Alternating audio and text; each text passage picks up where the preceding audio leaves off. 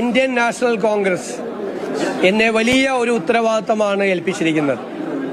ഞാനിതിനോട് അഖിലേന്ത്യാ കോൺഗ്രസ് കമ്മിറ്റി നേതൃത്വത്തോട്, കോൺഗ്രസ് പ്രസിഡന്റിനോടും ശ്രീ രാഹുൽജിയോടും ഉൾപ്പെടെ എല്ലാവരോടും നന്ദി പറയുക. എന്നെ ഇതിന് പ്രാപ്തമാക്കിയത് ഈ തെരഞ്ഞെടുപ്പിൽ കഠിനാധ്വാനം ചെയ്ത ലക്ഷക്കണക്കിന് UDF പ്രവർത്തകരും ടീം UDF ആയി നിന്ന ഞങ്ങളുടെ UDF നേതാക്കന്മാരുമാണ്. തീർച്ചയായും ഞാനിവിടെ എത്തിയതിന് അവരോട് എനിക്ക് ഒരുപാട് കടപ്പാടുണ്ട്. കേരളത്തിലെ ജനങ്ങൾ ഞങ്ങളെ വലിയ ഉത്തരവാദിത്തമാണ് ഏൽപ്പിച്ചത്. 10 വർഷം നീണ്ടുനിന്ന ഒരു ഭരണം അവസാനിപ്പിച്ച് 102 സീറ്റോടുകൂടിയാണ് അധികാരത്തിലേറ്റിയത്.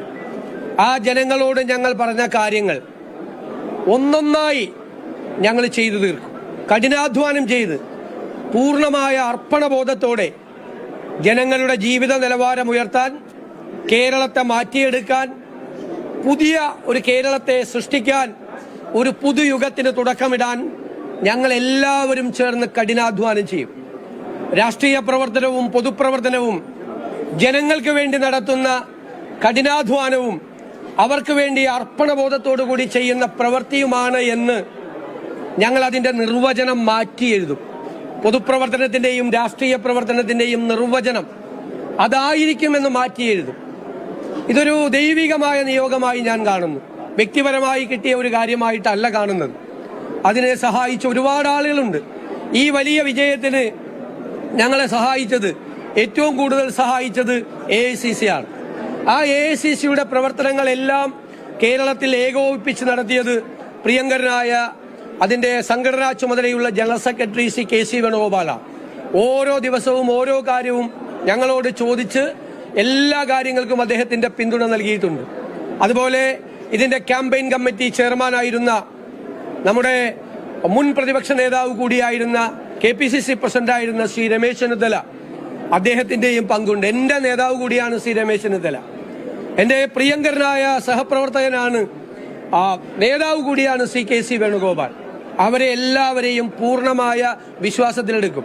KPCC പ്രസിഡന്റ് ശ്രീ സണ്ണി ജോസഫിനോട്, അതുപോലെ ഇവിടുത്തെ ചുമതല AICCയുടെ ചുമതലയുണ്ടായിരുന്ന ശ്രീമതി ദീപാദാസ് മുൻഷിയോട്, എല്ലാവരോടും അവരുടെ ക്യാമ്പ് ചെയ്താണ് ഇവിടുത്തെ പ്രവർത്തനങ്ങൾക്ക് നേതൃത്വം കൊടുത്തത്.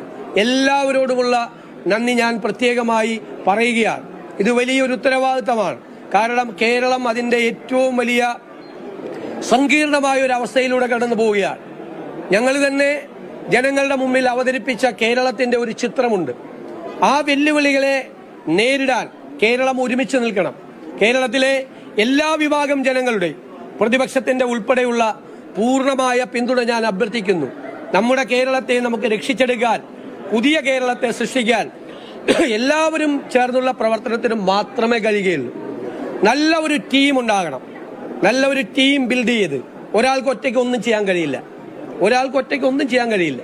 ഒരു ടീമിനായിരിക്കും ചെയ്യാം. കേരളത്തെ രക്ഷിക്കാനുള്ള ആ ടീം ബിൽഡ് ചെയ്യുക എന്നുള്ള ഉത്തരവാദിത്വം കൂടി തീർച്ചയായും ഏറ്റെടുക്കും. ഹൃദയം നിറഞ്ഞ നന്ദി എല്ലാവരോടും പറയുന്നു. കേരളത്തിലെ ജനങ്ങളോട് പറയുന്നു.